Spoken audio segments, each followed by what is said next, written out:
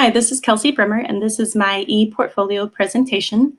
I'm going to begin with my candidate info. You can see my introductory video when you visit my ePortfolio.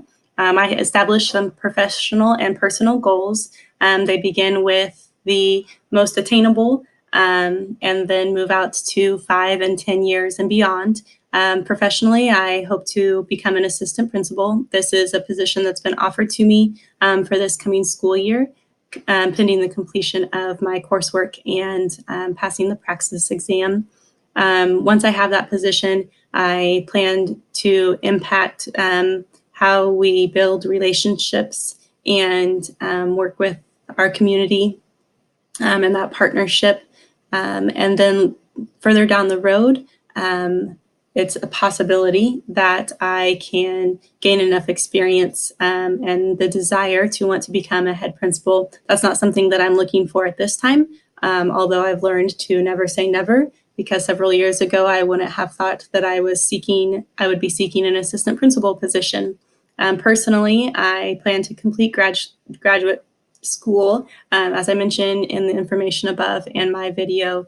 I recently completed my master's, which was a 2-year program, and then decided to continue on and will have completed my endorsement within a year. So 3 years of grad school, I'm ready to be finished with this piece and have that time to spend with my family. I plan to stay active and healthy so that I can be involved in my children's activities as they continue to participate in everything that is available to them. And then 10 years and further down the line, just as my children grow, I want to continue to support them as they finish high school and move on and become young adults who start their own lives. The next part of my portfolio is my leadership philosophy, which I have pulled up here. So my philosophy is based on building relationships and collaborating. I want to impact climate and culture and boost morale. I believe in high expectations for teachers and high expectations for students, and that comes with accountability. I also believe in continuous growth and improvement. I think that change is constant and change is necessary. And when we don't embrace change, however difficult that may be, we are likely to become stagnant and be left behind, which is not what's best for students or ourselves professionally.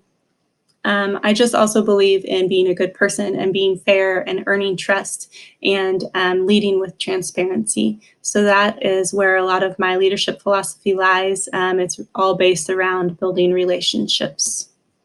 Next is my program of study, which I'll pull up here. And you can see that I began the program in October of 2018 and have completed my final course in June of 2019.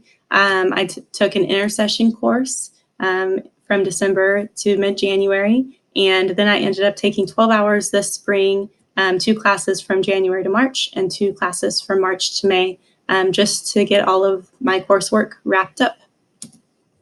Then the next piece in my portfolio is my resume. I have done some fine-tuning on this. I've completed my 15th year of teaching.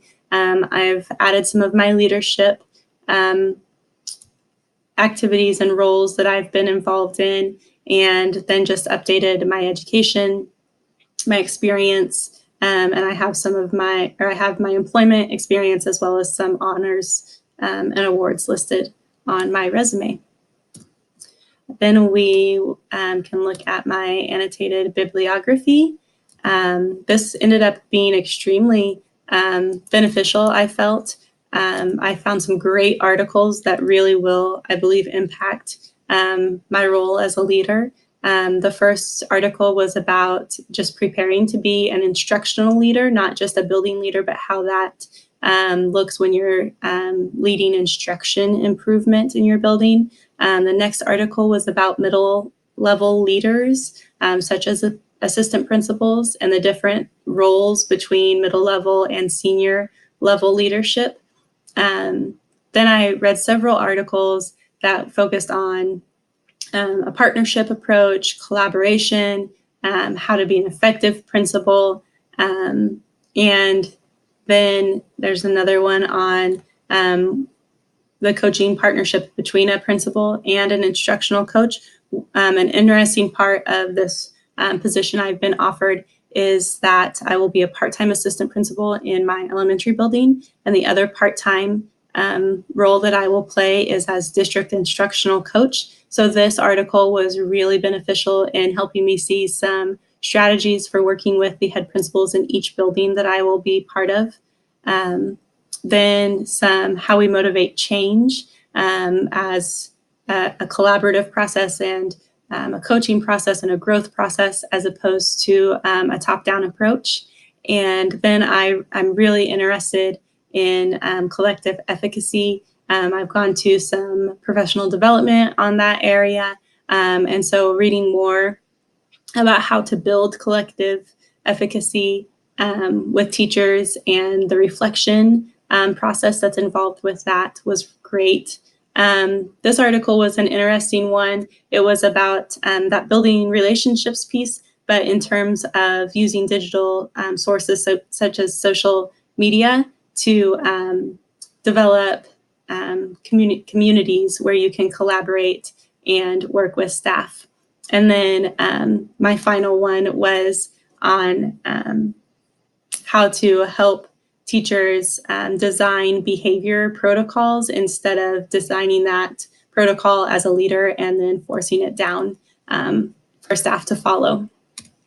Next is my leadership activities. First up is my district leadership activities. There were just a couple I wanted to share with you. I was able to be part of our ELA subject area committee and support teachers in aligning their ELA standards to unit plans and a scope and sequence. And we just had teachers give input on once these unit plans are established, how we will implement and roll this out to other teachers in the district. It was a really intense week of work this summer that I think will really pay off with our ELA instruction this coming school year. And then another activity that I enjoyed being part of in the district at the district level was our district leadership team. We just regularly meet as district and building leaders to look at data and set improvement goals in all areas. And we're also working on our KISA accreditation process. Then we'll look at elementary level activities. This is where most of my focus was since I plan on being an elementary level leader. I was able to participate in the behavior subject area committee, but this wasn't a district-wide focus for me. I worked more closely with my building leader and the behavior specialist and social worker in the elementary building to develop some behavior protocols and expectations. And then an activity that I have in here later is that we then trained staff on those protocols and the school-wide behavior expectations for staff and students.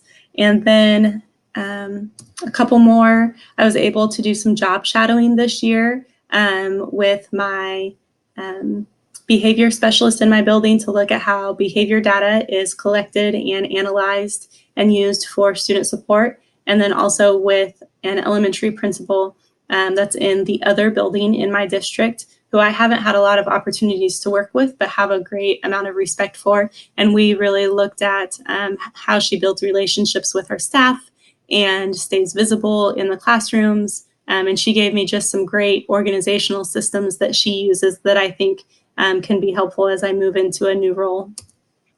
And then my principal in my building allowed me to sit in on several interviews, some at the classroom teacher level to help select candidates for our classroom openings, and then also at the paraeducator and classroom aide level to help fill those positions for this coming school year.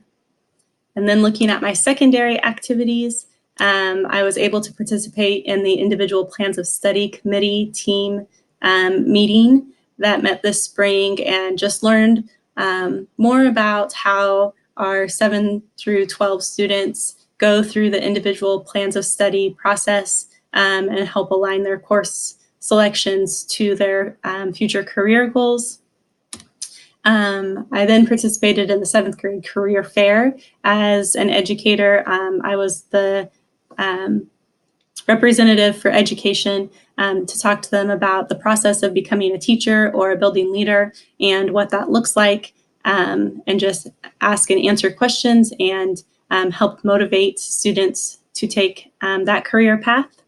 And then finally, at the secondary level, I was able to spend part of a day shadowing the assistant principal, and we talked mainly about having an effective relationship with the head principal, how he collects data, and then also his behavior protocols and procedures in his building. So then going back to my ePortfolio, the reflection was my next piece.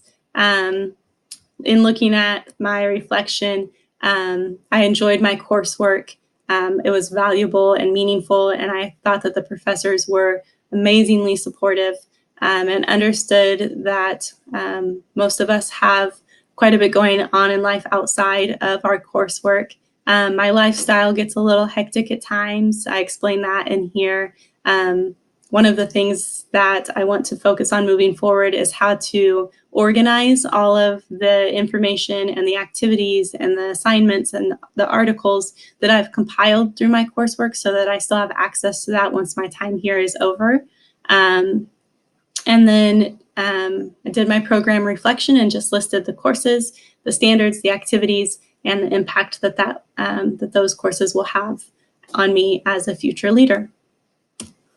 And in looking at those activities, I have my activity form uploaded. You can see, as I mentioned, the elementary was really my focus, but my secondary administrators and the district level administrator were very helpful and supportive in getting some of those hours for me to participate in. And then the last piece of my ePortfolio is the administrative evaluation forms. The first one is from my district level leader, the curriculum director. She really supported me in attending district level meetings and allowed me to do some job shadowing. The next one is from the assistant principal at the junior senior high. He just provided a lot of support and worked most closely with me at that level. And then the third one is the elementary level form from the head principal in my building. So that is my ePortfolio. I have enjoyed my coursework and my time here at Fort Hays, and I'm looking forward to taking the next step in my career. Thank you.